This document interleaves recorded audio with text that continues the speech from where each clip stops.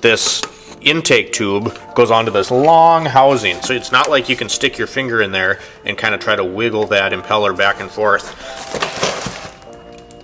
This is not what I ordered. What the heck? What is this?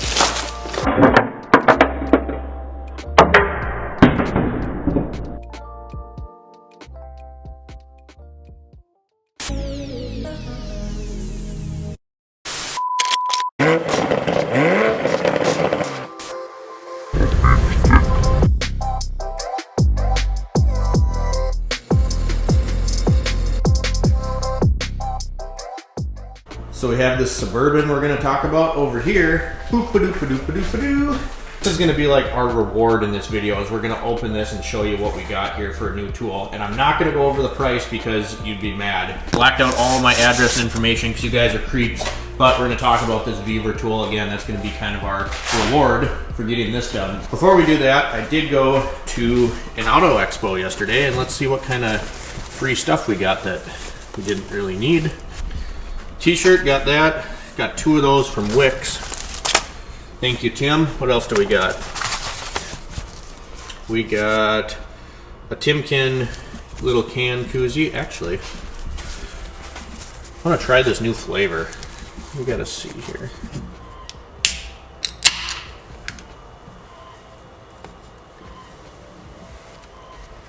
Functional. Not bad, fruit punch. Oh, and this massive bolt pin we traded for labor on a brake job. And yes, I can reach the top. I'm just not gonna be able to see what's inside. What else is in this bag? Oh yeah, some latest and greatest program that I made the mistake giving my email address out. Then we got this I was excited about. A Lyle tool catalog. I do like Lyle. And then what else? A Lyle hat, and it's even got like the logo's rubber and it's the trucker style. Don't get all sweaty and gross. And then, ooh, is this a koozie? I think this was a koozie. ATD, oh, that's kind of cool. Got the wrenches on there, and it's got kind of the twist cap for your beer can. I hate these things because you put a beer in here, and then you think you have half a beer left because this thing has some weight to it, and you really don't. So, kind of a heartbreaker, kind of cool. Lyle air freshener, equipment financing. I'm too poor for that. We'll put that down there. Pen, typical. That's for so you can drink your coffee out of there. I know it's in here somewhere. Where'd that last?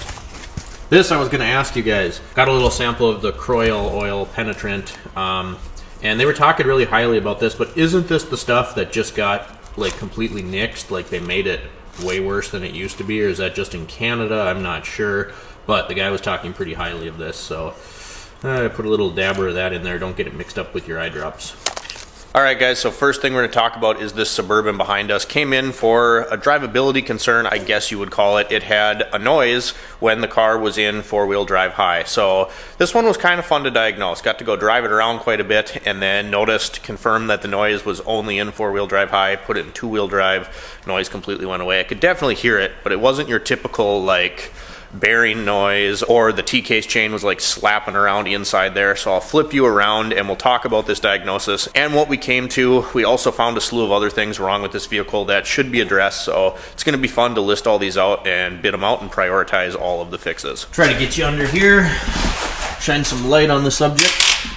So as you can see, we got a nice rear main seal leak there, which is the least of the worries. Front differential, you can see both the axle seals are leaking. If you look at this fill plug here, you can see that somebody did me the favor of completely over torquing it and then rounding it off. So that was really fun to get off of there. But yeah, the axle seals leaking in the front. We did check out the front diff and add new fluid. And then, I don't know if you can see it on that side, get you a little zoom action.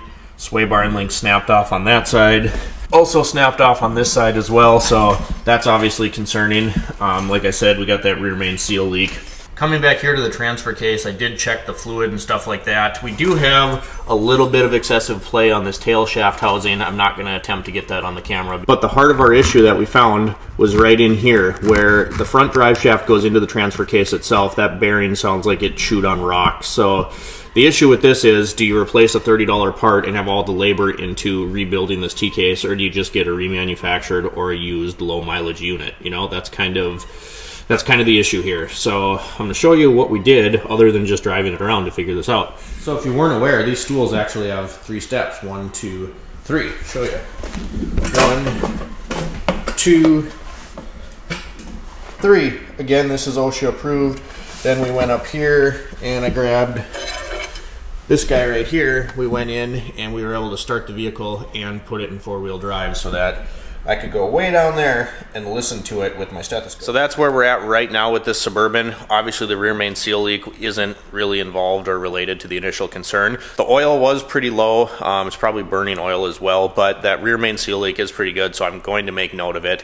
Then we're just going to work through and kind of prioritize the fixes on this thing. So the first thing I'm going to recommend is the transfer case replacement. Second thing is going to be getting those axle seals in, and then of course those sway bar end links, which is going to be the least expensive part of it, the sway bar end link. So I'll get back to you once I know what we're going to fix on this, and then hopefully we'll get this thing back on the road with no noise. So here's the issue with working on vehicles like this. So this body style 07 to 12, 11, whatever it is, on these Suburbans, Silverados, Tahoes, to me they seem like they're like 5 years old, right? No, this thing is almost 20 years old. This is a 2007, and I've been looking for a used transfer case. I also priced out a remanufactured unit. It's just the most cost-effective way to go about this. You start pulling the thing apart for $30 parts, and all of a sudden you got more labor into it than you would if you just have a remanufactured unit in here. In my mind, these things are still, 5 years old, not 20 years old. So I called and got a price from my parts guy on the reman, and they're ridiculously expensive. It's like $1,700, $2,000. And so I started looking through salvage yards. I went to car-parts.com and was looking, all over the region for a used transfer case for this thing. One, you can't find them without almost 200,000 miles on it, and they still want like $700 for these things. So I don't like to be the bearer of bad news, and you think that a vehicle, that's as common as these, there'd be more of them out there, but they break and the parts get used up. So now all that's left is these high mileage units. I literally just called someone locally here, a salvage yard, and they're like, yeah, 190,000 miles is the lowest we have, and it's $700. And I'm just like, seriously? Plus they want the core charge and stuff like that. So I informed my customer about the issues we found, and now it's kind of their choice to see what they want to do with this vehicle. Well, we're waiting to hear back on what the customer wants to do on the Suburban, so I think that means we've earned our reward. We'll get this thing open, show you what we got here. The old handy dandy scissors. Razor blade might be easier.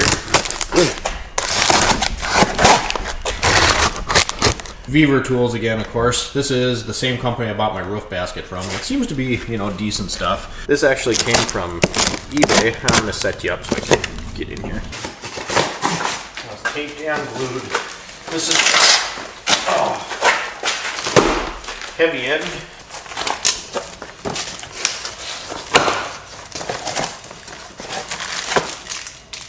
Came with tape. That's interesting. This is not what I ordered. What the heck? What is this?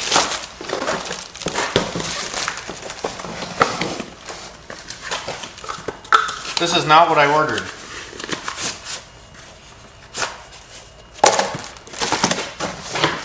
Ouch.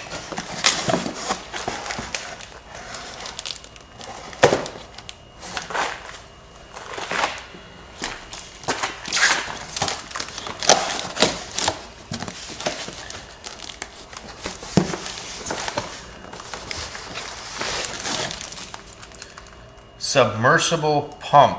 Joke's on me, I guess, because this is Beaver, Tough Tools, half the price, submersible pump for deep well. That's not what I ordered.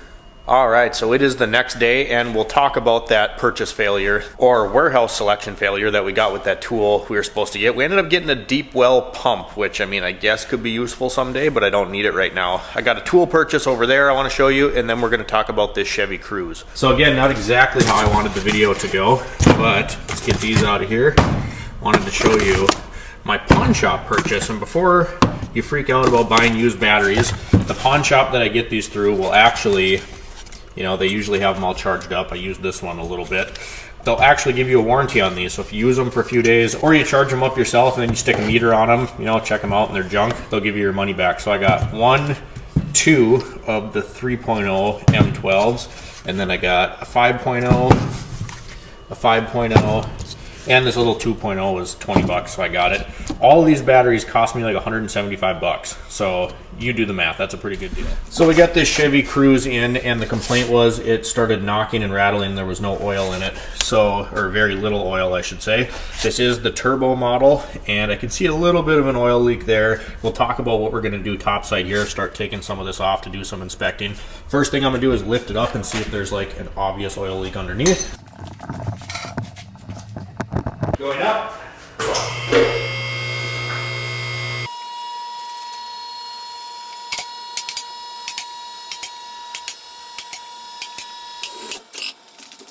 We do have some leaks going on underneath. I'm assuming that might be like a crank seal or the front cover. Could be the pan too, but you know, nothing that's like dripping on the ground, so this thing should be completely out of oil, and we'll talk about that in a minute.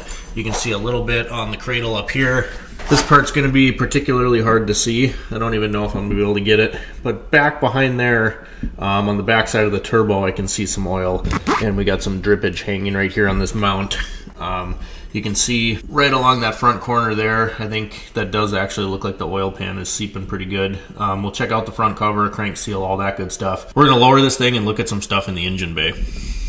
All right, so the next couple things I want to take a look at here is going to be, first, obviously, nice and simple, we're going to check the oil. Now, the customer did add oil to this because obviously it was very low, but we're just going to check the oil level, see where we're at. We're about where we should be on there, so they did add enough oil. It does look pretty dirty, and it looks like I might be able to see some sparklies in there. So we're going to drain the oil and do an oil change on this. I like the spin-on filters, and we'll talk about why in a minute. The other thing that's I like to check, and with this one is going to be kind of annoying, is you can't check the shaft play on the turbo very easily. Shaft play. But you can't, because this intake tube goes onto this long housing, so it's not like you can stick your finger in there and kind of try to wiggle that impeller back and forth like on some of the EcoBoosts and stuff like that. It's a little easier to get at, but unfortunately in this case, let me get a shorter screwdriver. As I was saying, unfortunately in this case, that's not as easy to do. I have done turbos on these cars. They're not too terribly difficult. Oh my gosh, that guy is on there. Holy smokes.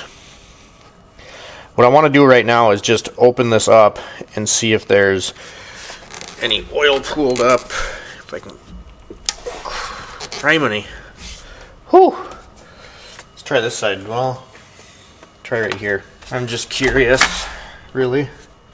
Little remnants in there. There's some in here. Keep this out of the way. Not too bad. I mean, it is going to return some junk in here, but it's not like full and bursting. The other thing we can do is take this heat shield off, and we can kind of look back here. It looks like one of the oil lines might be leaking a bit, so we'll check that out. Look at the front cover. I'm not even going to bother trying to get you in here because it's going to be really hard to see that, but yeah, typical leaks. Nothing too I mean, it's not good, but it's not like profusely spraying oil anywhere. Let's get this cover off. Some inverted Torx, and watch, it's going to be the size that is missing. Oh no, that'll work. But it's a 1/4 inch, of course. Sometimes these come off really nice, like that. Sometimes they do not.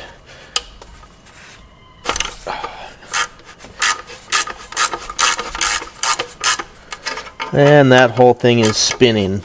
Wonderful. Is this one? Nope.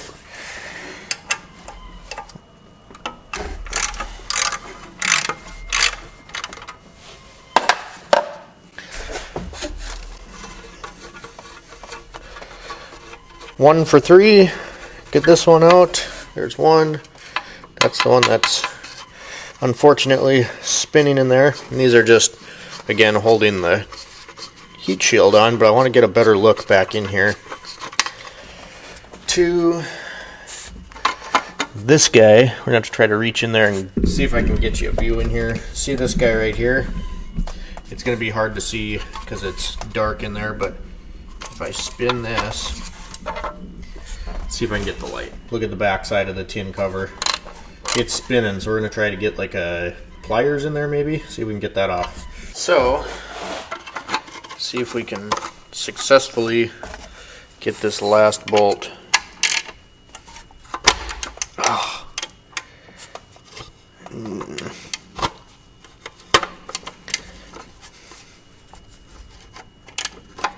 Turn to a flat spot maybe.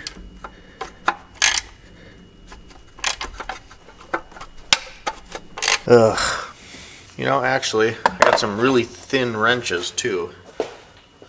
These guys are really super thin. I got a couple sizes. Capri tools. These work really well for like sway bar end links, stuff like that. But I wonder if one of these is the right size. Way too big. 13, 10 maybe?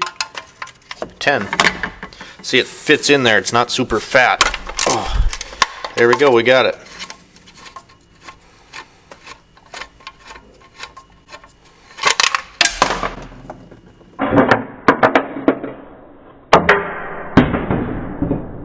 Didn't hear it hit the ground.